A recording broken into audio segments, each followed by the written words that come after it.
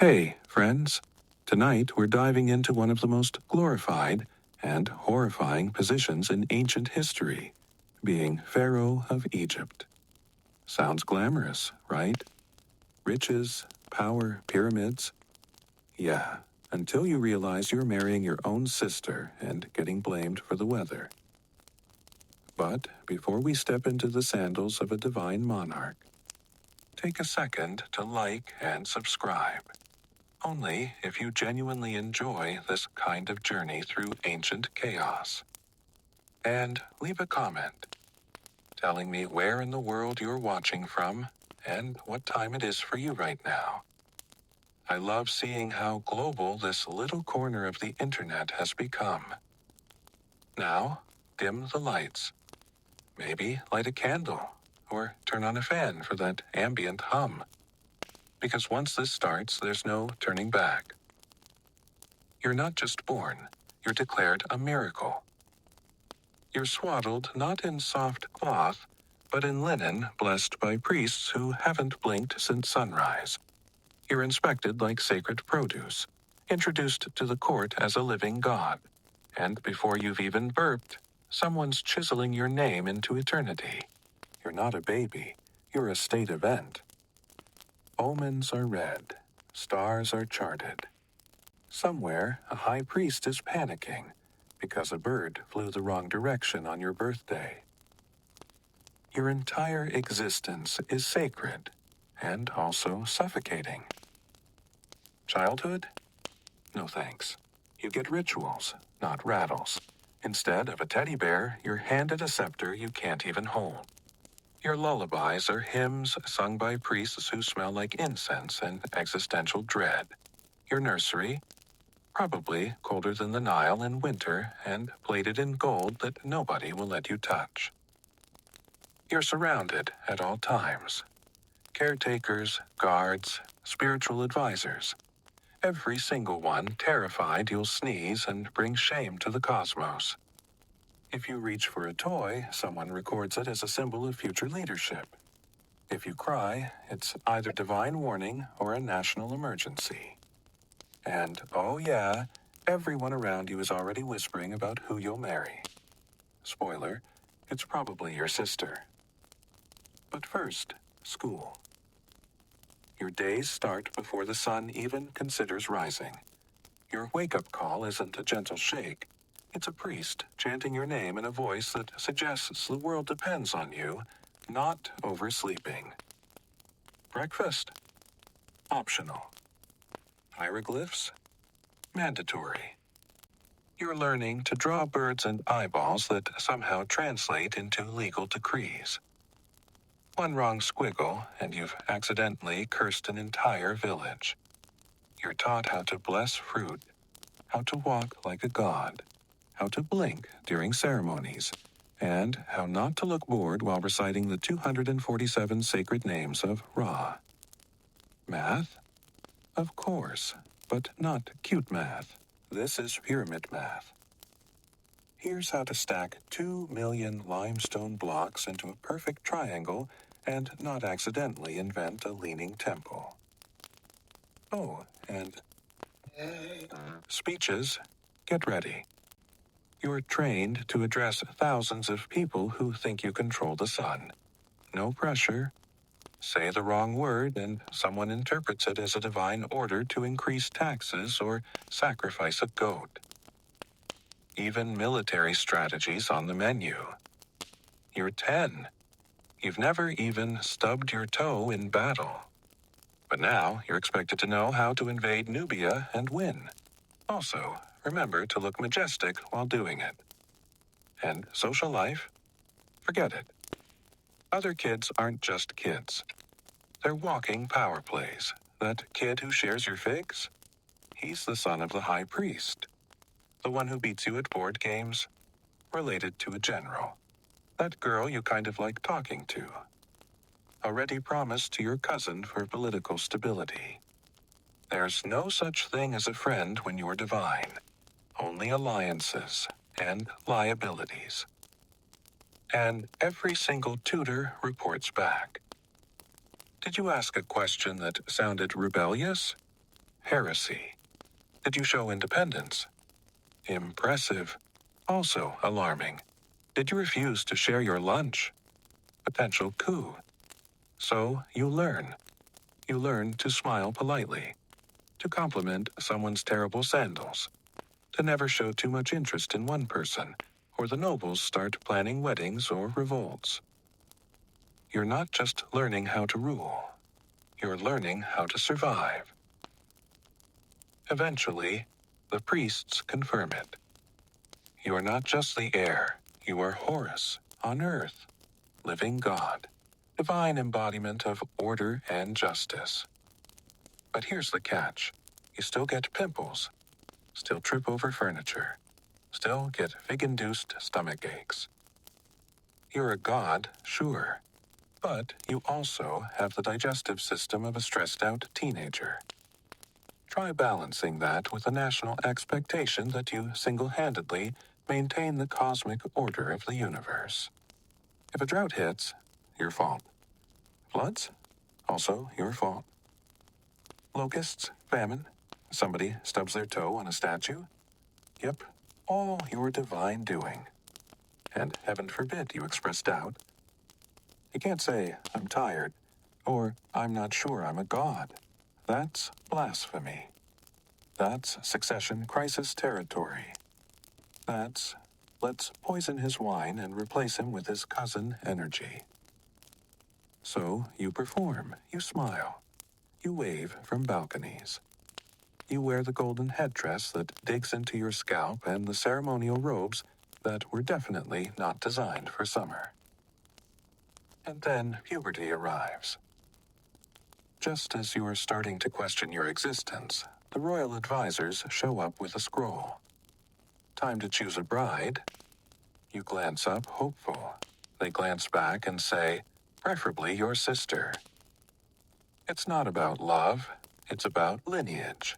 You are divine, she's divine, and apparently nothing secures a dynasty like a genetically questionable marriage. Your aunt, your cousin, your half-sister, all valid options in the royal matchmaker bingo. Your opinion, not required. And the pressure isn't just to get married. It's to produce an heir, immediately.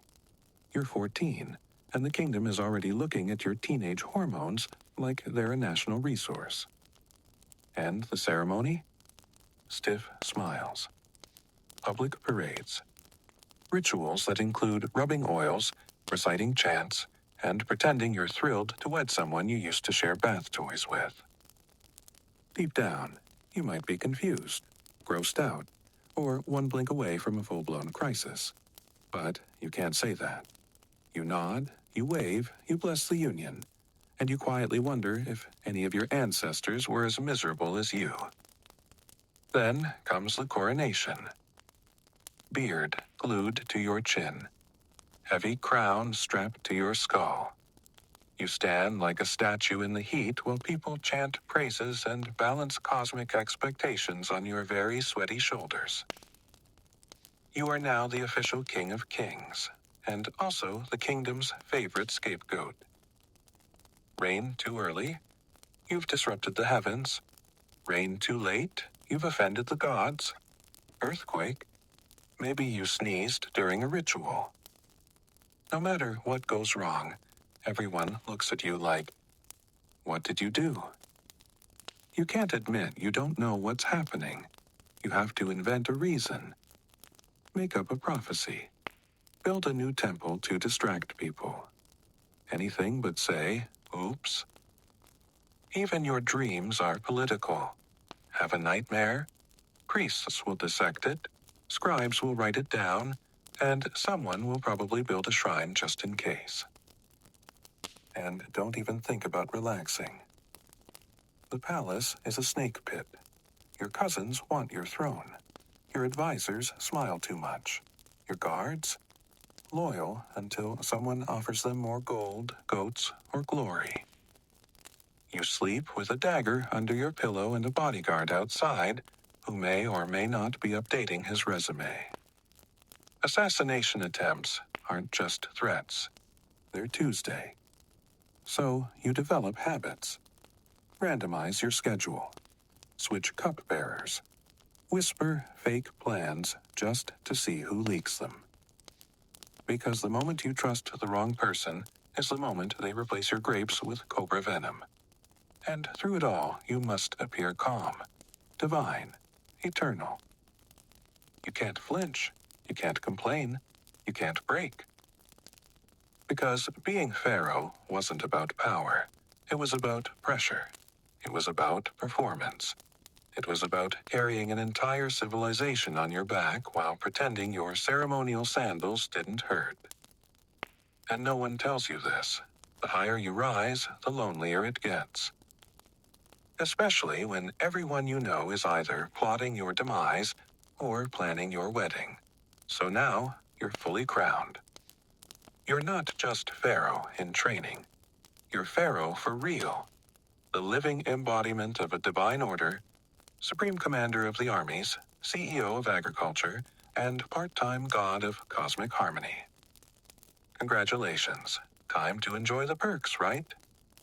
Not even close. First, they glue a ceremonial beard to your face. Not for style. This thing itches like cursed wool and smells like beeswax and despair. Then comes the crown. Not a dainty little tiara. We're talking double crown. Red for Lower Egypt, white for Upper Egypt, heavy for neck pain. Wearing it is less like a fashion statement and more like balancing a fruit bowl and a tax scroll on your head while standing in the sun for 8 hours. Then, the wardrobe. Oh, the wardrobe. Layers of linen, stiff collars, leopard skin sashes, golden chest plates, and sandals that are definitely not orthopedic. The goal here isn't comfort, it's look divine or start a drought. These garments have symbolic meanings so complicated, you need a priest just to explain why your belt buckle might accidentally offend a minor god. And heaven help you if you wear turquoise during the wrong moon cycle. That's how rebellions start. And no, you can't just opt out. You can't show up in casual linen and say, "Hey guys, I'm doing a laid-back pharaoh look today." Every thread you wear is sacred. Every stitch, cosmic. Every bead represents something esoteric and vaguely threatening. So, while you're sweating through your sacred tunic, remember, you're also being watched. By everyone. Because as Pharaoh, you're not just king.